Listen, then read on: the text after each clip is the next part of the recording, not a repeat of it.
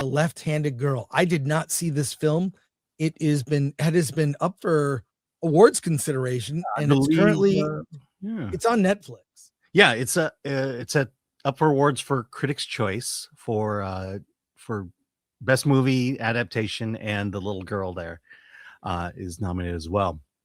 But it's the story of a mother and her two daughters. Shu Fen is the mother. She has two daughters. Husband just left them. In fact, the husband is sick, and they are kind of left destitute. And so they go into Taipei, and they open a noodle shop. The mother does, and she expects her daughters to help out, but the youngest one is too young, and the oldest one is just doing her thing. She's got issues with her mother. Um, let's see. So just to cut the middle daughter, the oldest daughter, her story short, she winds up pregnant from the boba guy that she works for, and he's married, and now she's carrying his baby. For the little girl here, her name is Yi Jing. She is left-handed, and if you know anything about Asian culture, left-handed people are basically the devil. Her left hand is considered the devil's hand, and this kind of her mother says, this is all wives' tales and folklore, but the grandfather is like, no, stop using your left hand. You're right-handed now. And so the little girl kind of takes that a little bit to heart, and so while she's not at school and helping out at the noodle shop, she runs off through the market and starts stealing things, and basically says, well, it's my devil's hand that did it. And so you kind of see, the best way to describe this is probably the most authentic story I've seen of an Asian family that is very global, that I've seen in a very long time. I related to like hell to this movie. I've experienced things that happen in this movie. A lot of my Asian friends have experienced things to this movie. This whole left-handed thing is 100% true in terms of the way we treat people with who are left-handed. I believe my uncle was beaten out of being left-handed.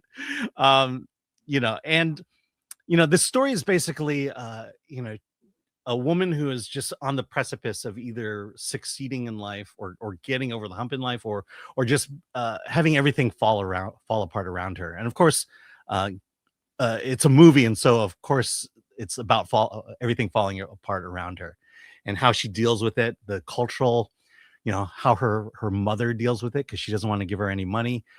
And now you have the fact that the youngest daughter is left-handed and the oldest daughter is pregnant, and a lot of things play into that.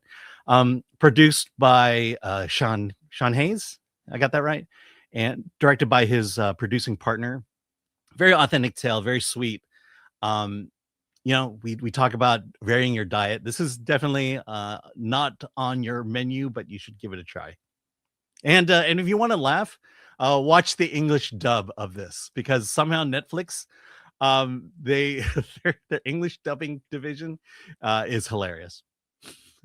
Well, I'm interested because was this movie shot with an iPhone? Yes, it was. It was shot with an iPhone and produced by Sean Baker, who made Honora last year and gave what I thought was the best speech at the Oscars, talking about theaters and supporting the theatrical experience. So I'm immediately interested in that. I believe he also edited the film.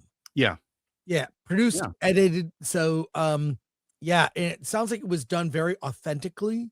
So, and that little girl is up for a Young Actors Award at the CCA. So, I'll eventually catch this one.